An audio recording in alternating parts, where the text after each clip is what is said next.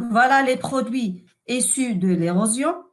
Voilà, par exemple, au niveau des hautes altitudes, par exemple les montagnes, les produits de l'érosion, ils vont subir le phénomène du transport pour arriver jusqu'aux zones, les zones les plus basses, par exemple la mer, où ils vont se sédimenter, où ils vont se déposer. D'accord? Donc, comment ces produits issus de l'érosion vont être transportés? Et là, on va parler de deux agents de transport. Le premier agent, c'est le transport par l'eau. Le deuxième agent, c'est le transport aussi par le vent. Et on va commencer par le transport avec l'eau. Donc, l'eau, comme vous pouvez le voir ici, dans cette rivière, il peut transporter des éléments de différentes tailles, surtout dans la période des crues, pendant la période hivernale. Là, on voit la couleur marron de la rivière, car il y a différents matériaux de différents tailles, différentes particules de différentes tailles. On a les gros éléments, les éléments de moyenne taille, aussi les éléments de petite taille. Et là, les matériaux qui sont arrachés au relief dans les hautes altitudes, ils vont être transportés, que ce soit à l'état solide, que ce soit à l'état soluble.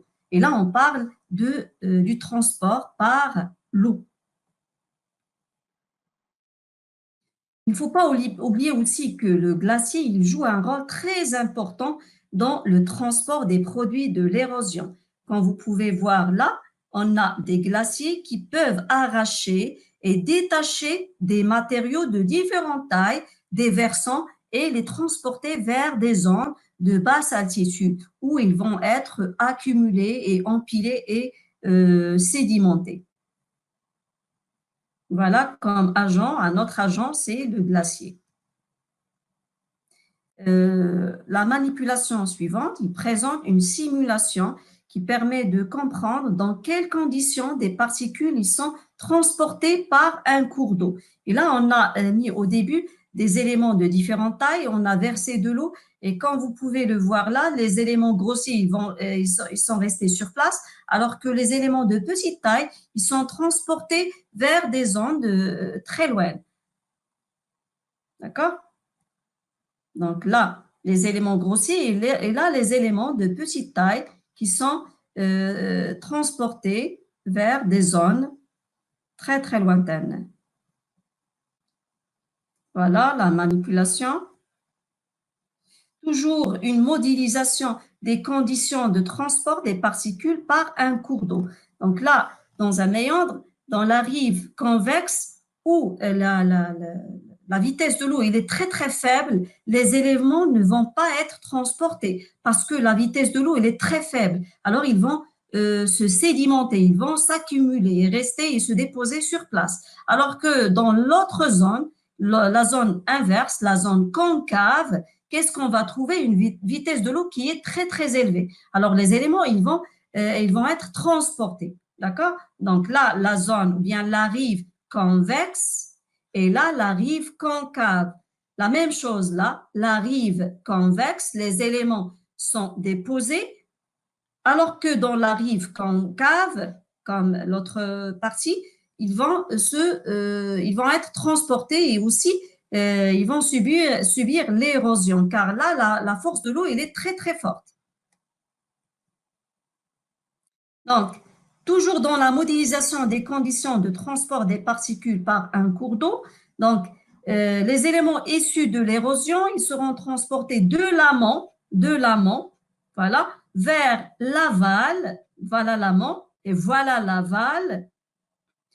Ils vont être transportés selon plusieurs critères. D'abord, la taille des particules, voilà les éléments de grande taille pour qu'ils subissent un transport. Il faut que la vitesse de l'eau est très très très très forte. Aussi la vitesse de l'eau et aussi la pente. Voilà la pente. Lorsque la pente elle est très très raide, les éléments vont être transportés. S'il y a une faible pente et la vitesse de l'eau elle est très faible, les éléments ne vont pas être transportés, mais plutôt se sédimenter et rester sur place ou bien se déposer sur place. Donc, je récapitule quels sont les critères qu'on va se baser pour qu'il y ait un transport des particules. D'abord, la taille des particules, la vitesse du courant d'eau et aussi la pente bien de pendage. Et l'image suivante, il représente le diagramme de Joule-Strom.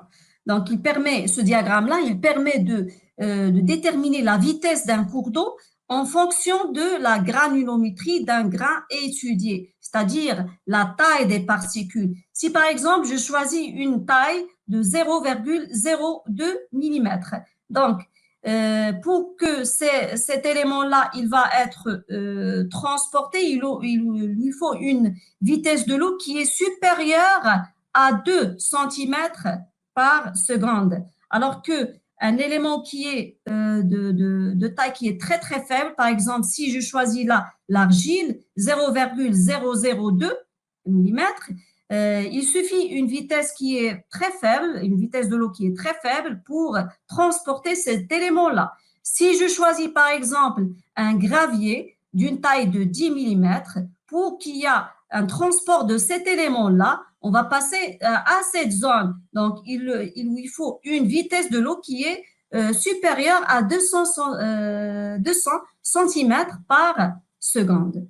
D'accord? Donc, parmi les critères qui permettent le transport des éléments et des particules, on a parlé de la vitesse du cours d'eau.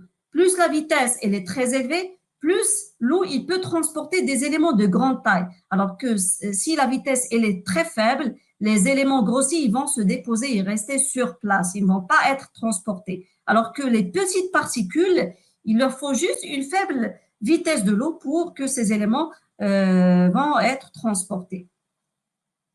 Voilà.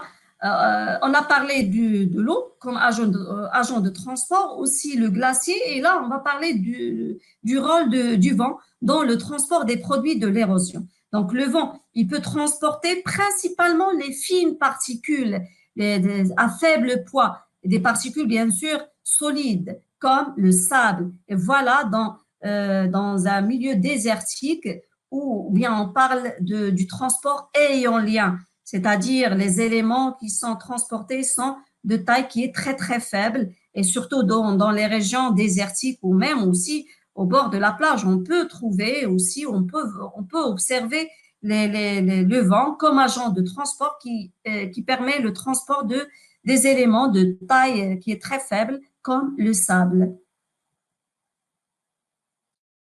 Toujours dans le rôle du vent dans le transport des produits de l'érosion. Donc, le vent ici, il continue à faire remonter les grains de sable. Voilà cette dune de sable. Là, on a une pente douce. Le pondage, là, elle est faible. Alors que cette zone-là, le pondage, elle est raide. Un pondage qui est, ou bien une pente qui est forte. Donc, le vent, il va remonter les grains de sable dans cette pente-là douce, puis ces éléments-là, ils vont rouler sur le deuxième versant de la pente. Et là, on a cette dune-là qui va se former suite à des vents dominants qui vont passer et qui vont souffler de l'autre sens. Donc, que ça soit comme agent de transport l'eau ou bien le vent, il y a différentes modalités de transport des particules.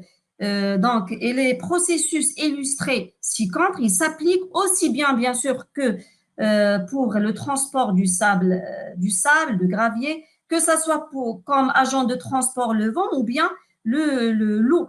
Et là, on parle de différentes modalités du transport.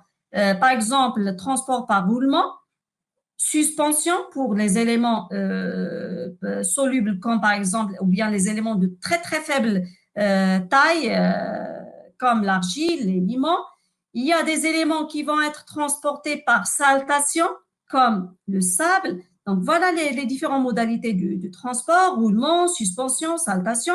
Et là, on voit une modélisation, une simulation de ces différents modes de transport des particules. Voilà ces éléments grossiers qui vont qui vont être transportés par roulement, aussi par saltation, et aussi on a parlé de modalités par suspension, surtout pour les éléments de faible taille tels que l'argile. Et là, on peut parler des éléments solubles dans l'eau.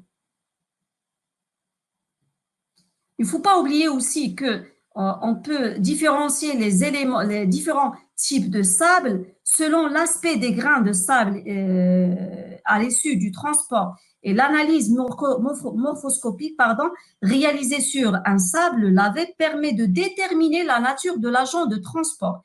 Et par exemple, là, si on prend ce sable-là, qu'est-ce qu'on veut dire par la suite? Si on trouve que les grains de sable qui renferment ce sable-là, les grains de quartz, on dit les grains de quartz, si on trouve un pourcentage qui est très très élevé des grains sous forme ou bien des grains de quartz rond et mat, là on parle d'un sable ou bien d'un transport éolien, c'est-à-dire ce sable il a subi un transport par le vent. Pourquoi? Parce qu'on a trouvé les grains de sable qui se trouvent en pourcentage qui est très élevé, cette forme-là, rend mat, RM. Pour le deuxième type, on peut dire qu'il s'agit d'un sable de plage si on trouve un pourcentage qui est très élevé de ce type de grains de sable, de grains de quartz, émoussé luisant. Donc là, on peut parler d'un sable qui a subi un transport par l'eau qui a façonné, qui a donné cette brillance à ce sable-là. Et lorsqu'on trouve un pourcentage qui est très élevé en ces éléments-là, c'est-à-dire ces grains de quartz qui n'ont pas subi un long transport, et là on peut parler d'un sable fluviatile, c'est-à-dire qu'on a pris à partir d'un fleuve, par exemple, bien d'une rivière.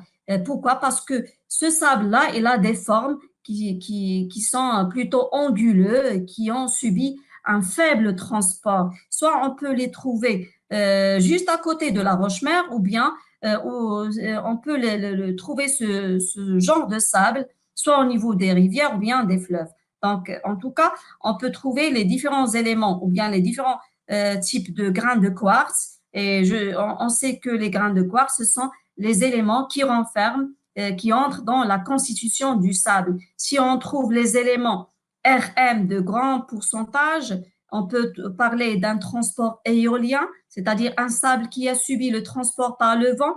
Si on trouve une quantité qui est très élevée en EL, c'est-à-dire les grains de quartz émoussés, luisants et brillants, et là on parle d'un sable qui a subi le transport par l'eau. Et là, on peut trouver ce sable au niveau de la plage. Si on trouve en pourcentage élevé des grains de quartz non usés, NU, là, on parle d'un sable fluviatile ou bien on l'a pris juste à côté de la roche-mère, c'est-à-dire il n'a pas encore subi le transport.